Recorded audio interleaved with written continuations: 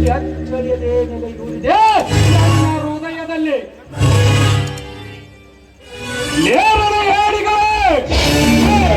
ನೀವು ಆ ತಾಳವಿ ತಾಳದಲ್ಲಿ ಅಡಗಿದ್ದರೂ ಸರಿ, ಈ ನನ್ನ ತಲವಾರಿನಿಂದ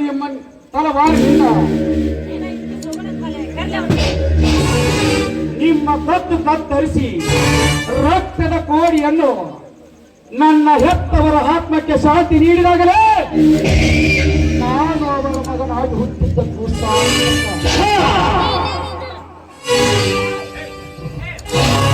ಇದಕ್ಕೆ ಆ ಪಂಚಭೂತಗಳೇ ಎದುರಾದರೂ ಚಿಂತೆ ಇಲ್ಲ. ನನ್ನ ಕಾರ್ಯವೈಖರಿ ಸಾಧಿಸುತ್ತೇನೆ.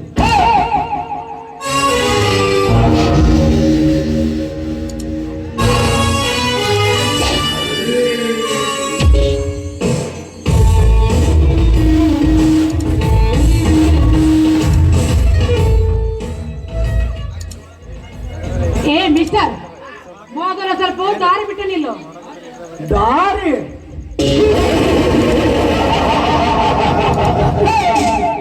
ದಾರಿ ಬಿಟ್ಟು ನಿಲ್ಲಲು ಹೇಳಲು ನೀನ್ಯಾರು?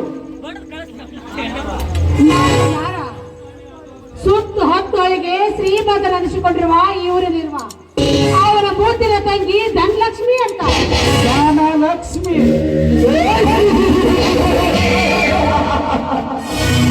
ಧನಲಕ್ಷ್ಮಿ ಆದರೇನು? ಬಂಗಾರದ ಲಕ್ಷ್ಮಿ ಆದರೇನ? ಆಗಲೇ ಹೋಗು.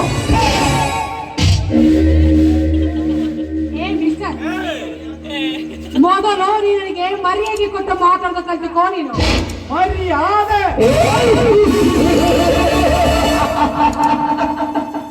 ಲೇ ಹೆಣ್ಣೆ, ಈ ನಿನ್ನ ಅಳುಕು ಬಳುಕು ತೊಳುಕು ನಡಕಾನು ಹಾಗೆ ಹುಡುಗ ತರಿಸಿ ಬೀದಿಗೆ ಬಂದರೆ ಯಾರು ಕೊಡುತ್ತಾರೆ ನಿನಗೆ ಮರ್ಯಾದೆ? ಮಿಸ್ಟರ್, ಇದೀಗ ದಿಸ್ ಇಸ್ ಮೈ ಫ್ಯಾಷನ್. ಇದೀಗ ಸ್ವತಂತ್ರವಾದ ಭಾರತ. ಇಲ್ಲಿ ಪ್ರತಿಯೊಂದು ಹೆಣ್ಣು ಮಕ್ಕಳು ಸ್ವತಂತ್ರವಾಗಿ ಬದುಕಲೇಬೇಕು. ನೀ ಹೇಗಂತ ಕೇಳೋದಕ್ಕೆ ಇದು ದುಬೈ ಇದೆಯಲ್ಲ, ಇದು ನಿನಗೆ ಚೆನ್ನಾಗಿ ಗೊತ್ತಾಯ್ತು ತಾನೆ? ಸ್ವತಂತ್ರ ಭಾರತ ಲೇ, ಅಂದು ಮಹಾತ್ಮ ಗಾಂಧೀಜಿ ಕಂಡ ಕನಸು ರಾಷ್ಟ್ರದ ಕನಸು.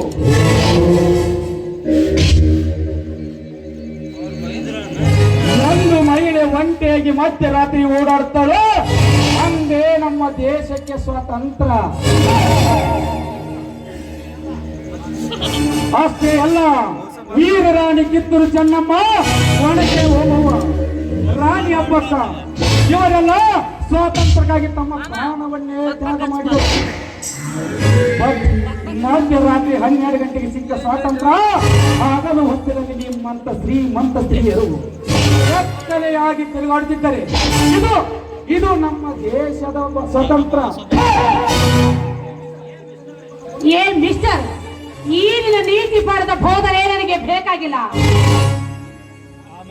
ನೀನು ಎಂತವರೆಂಬುದು ನನಗೆ ಚೆನ್ನಾಗಿ ಗೊತ್ತಿದೆ. ನನ್ನಂತ ಹೇಗೆ ಮತ್ತೆ ಚೊಲ್ಲು ಸುರಿಸುವ ನಾಯಿ ನೀನು.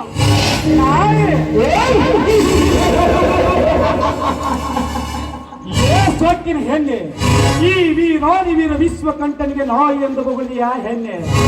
ಈ ನಾಯಿಯಿಂದಲೇ ನಿನ್ನ ಮಾನಹಾನಿ. ಅಂದಾಗ ಮುಚ್ಚುವೆ ನಿನ್ನ ಜಂಬದ ಬಾಯಿ.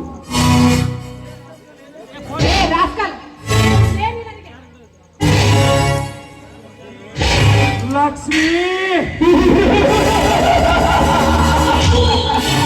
ಆಫ್ಟರ್ ಆಲ್ ನೀನೊಂದು ಹೆಣ್ಣು, ನನಗೆ ಹೊಡೆಯಲು ಕೈ ಎತ್ತಿವಿ ಆ ಸೊಕ್ಕಿನ ಹೆಣ್ಣೆ. ಇಂದು ನಿನ್ನ ಈ ಸೊಕ್ಕಿಗೆ ತಕ್ಕ ಉತ್ತರ ಅಲಂಕಾರ, ನಿನ್ನ ಶೀಲಕ್ಕೆ ಸತ್ಕಾರ. ಅಂದಾಗ ತಿಳಿಯುತ್ತದೆ ನನ್ನ ಚಮತ್ಕಾರ.